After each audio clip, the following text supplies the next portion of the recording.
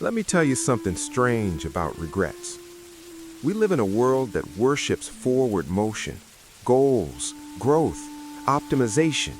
Don't look back, they say. Everything happens for a reason. And yet, in the quiet hours of the night, your mind does the opposite. It rewinds, it revisits, it replays. And here's the question that always lingers beneath that rewind. Why do some moments refuse to let you go? It's easy to assume regret is weakness, a failure to move on, a sign that you're stuck in the past. But that's not the full picture. Beneath the surface, there's an entire psychology unfolding, a tender mechanism of memory and meaning, a mind trying to negotiate with time itself. See, for some people, regret isn't self-punishment, it's attachment. It's not about wanting to suffer, it's about wanting to understand. Because regret, at its core, is not just pain, it's unfinished conversation. And maybe that's why it lingers. You recognize it in small ways. You replay a sentence you wish you hadn't said. You imagine a version of yourself who chose differently. You stare at the ceiling and whisper, "If only." Other people might tell you to let it go. They say the past is done. They say dwelling changes nothing. And on the surface, they're right. Regret can look like rumination, like circling the same memory again and again. It can look like self-blame dressed up as reflection. But here's what's fascinating. Regret is a counterfactual emotion, the mind's ability to imagine alternative realities. You don't just remember what happened, you construct what could have happened. A different job, a different word, a different ending. It's the imagination turned backward. And in a strange way, that capacity is profoundly human. Regret is the shadow of choice. It only exists because you are aware that life could have unfolded differently. And maybe that's not weakness. Maybe that's consciousness. Most of us are taught to celebrate our decisions publicly and process our doubts privately. We curate confidence. We hide uncertainty. But regret is the part of you that refuses to pretend. It says, "This mattered." It says, "I cared." It's not about being incapable. It's about being aware. For some, regret doesn't begin with a single mistake. It begins with a slow realization. You were younger. You were afraid. You didn't yet know yourself. And the choice you made then no longer fits the person you are now. There's a quiet grief in that gap. Regret is not always about the outcome.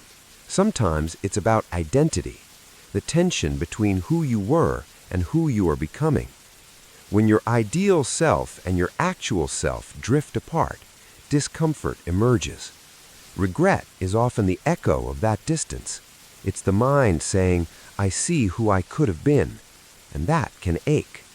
But beneath that ache, there's something else. Regret reveals your values.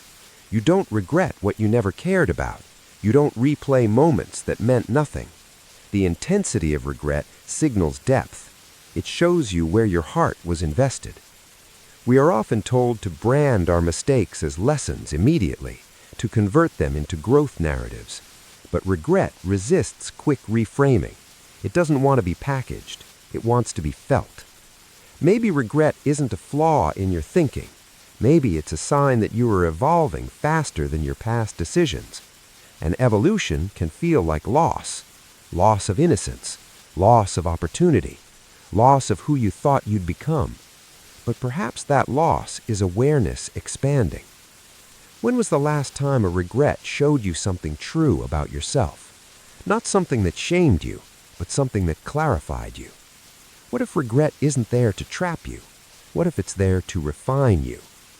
Some are driven by perfectionism, by the belief that if they analyze the mistake enough times, they can undo it. Regret can become self-criticism on repeat, a loop where the mind mistakes punishment for responsibility.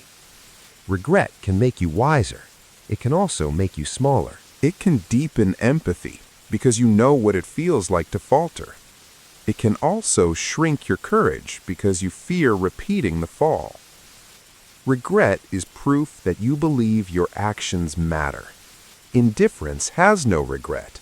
Only those who believe their choices carry weight feel its sting. At first, regret feels sharp, accusing. But over time, if held with awareness rather than shame, it softens. It transforms from "I am my mistake" into "I made a mistake," from identity to event, from condemnation to context. Regret becomes one chapter in a much larger narrative, not the title of the book. People often regret inaction more than action over the long term, the chances they didn't take, the words they didn't say. The mind aches more for unlived potential than for imperfect attempts. Regret sharpens future judgment. It refines awareness.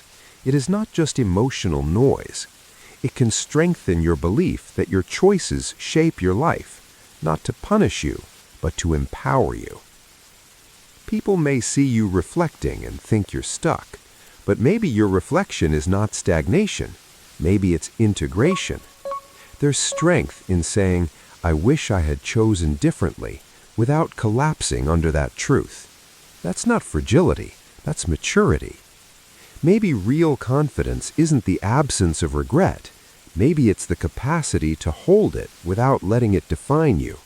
To say, "That was me, and this is me now." To honor your past self, not because they were perfect, but because they were trying. Maybe some regrets are not there to haunt you. Maybe they are there to humanize you, to remind you that you were alive enough to care, brave enough to choose, vulnerable enough to feel the consequences. The next time regret visits you, don't rush to silence it. Maybe it's not there to accuse you. Maybe it's there to show you how much you've grown. Regret is not proof that you failed. It's proof that you are capable of imagining better. And that capacity to imagine better is the same capacity that allows you to become better. Not perfectly, not instantly, but gradually. In the end, regret isn't about living in the past. It's about caring enough about your life to wish it had unfolded differently. And maybe that longing is not a curse. It's a sign that your heart is still awake.